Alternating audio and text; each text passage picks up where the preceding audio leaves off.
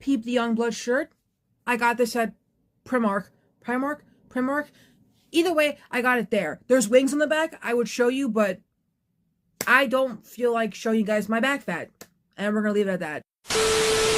Anyways, the early 1990s were an exciting time for animation. Throughout the 1980s, mainstream commercial cartoons had become, well, commercials, and many of them were owned by toy companies and only put into production to advertise toy products.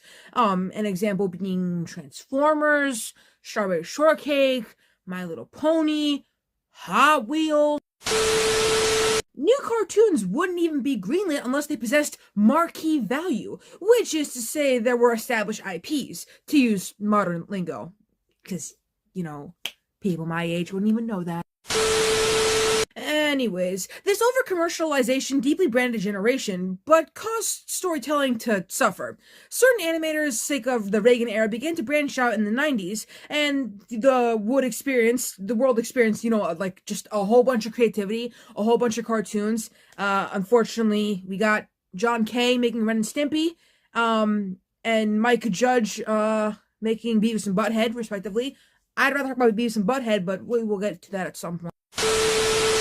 Elsewhere, though, animation exhibitors Spike and Mike began touring theaters with both classic animation titles and their trademark Sick and Twisted series. While South Park was on the horizon, it was coming up, and also they're making basketball at the time, Matt and Trey had a lot to do. A lot. But over on 1990s MTV, the landscape was worldwide and wondrous, alright? From 1991 to 1995, the network released Liquid Television, which, to those of you who didn't grow up with MTV back in that specific era, Liquid Television was like an animation shorts showcase that featured animated works by indie comic artists like Richard Sala, Drew Friedman, Bill Plympton, Charles Burns, Peter Bagge, and many others. Liquid Television also marked Mike Judge's debut and featured the first episodes of Aeon Flux, or Aeon... whatever. Okay, that is just too hard to say.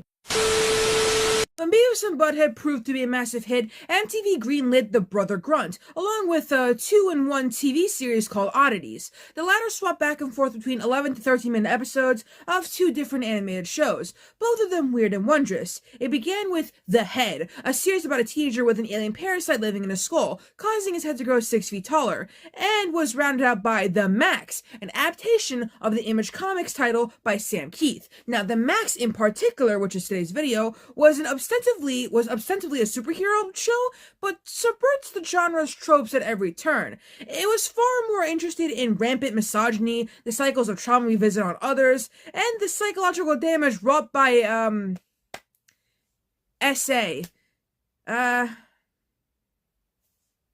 Buckle up, guys. Today, with today's video, we're talking about The Maxx.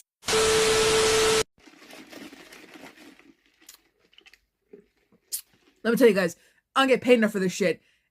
As a matter of fact, I don't get paid at all. But here I am, we're still doing this.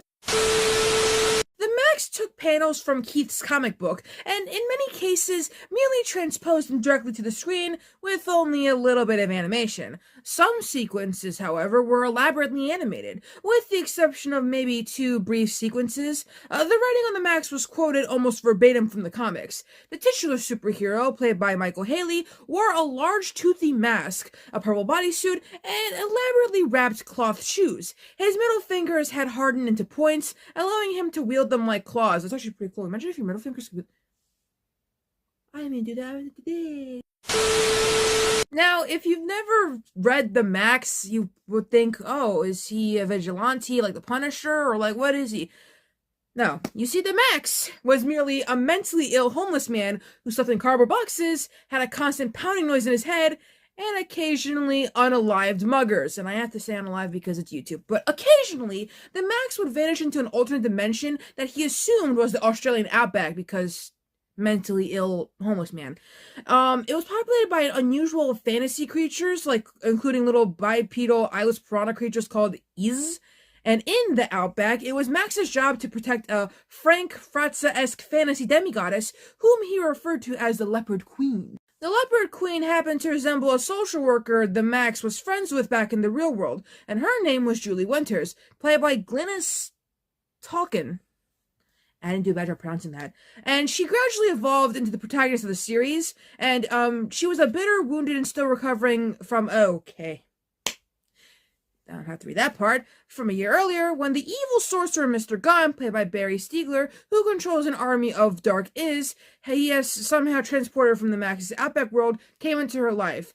Mr. Gunn, as we eventually... Okay, so Mr. Gunn was the guy who kind of touched Julie without her consent. Anyways, his tinkering with magic, however, caused her trauma to open the Outback fantasy world, a place where she could escape and be powerful as the Leopard Queen.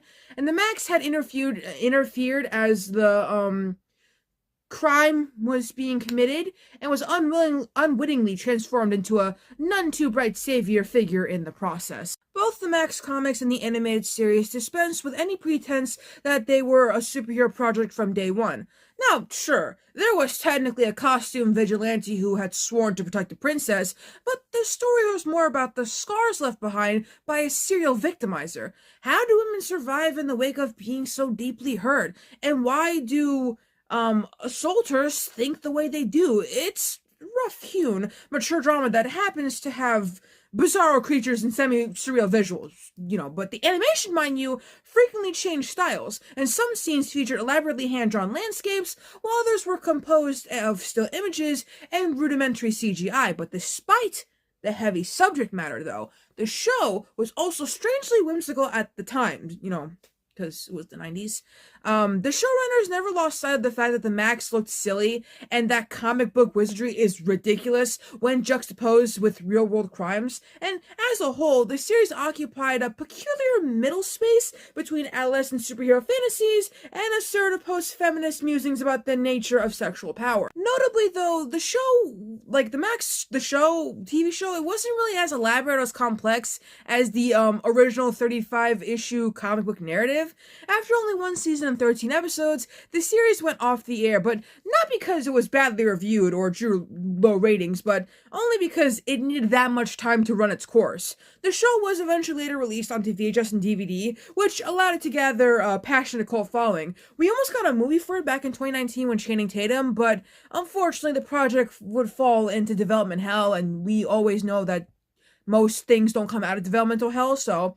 Which, I mean, it isn't really all that surprising, though, because the Maxx was decidedly of its era, embracing stylistic flourishes and tones that only Gen Xers were used to. So we can always look back at it and marvel at it, be like, oh my god, look at that, what an interesting show, but I don't know if we could handle the Maxx in the now era.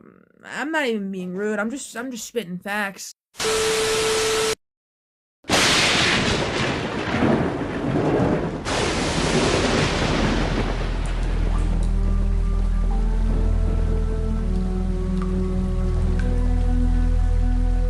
It's wet, dark and wet. It's the kind of weather that penetrates, makes your skin feel itchy and oily. Dirty kind of, but real too. That's good. It's time for cheers. Sam and Diane, Norm Peterson, the coach, and then after he died, Woody. I don't have a TV now, but that's okay. Spoken like a true fanatic. The shows in my mind are almost always better. Who are you to assume responsibility for their lives? I am the Maxx. Answer your phone.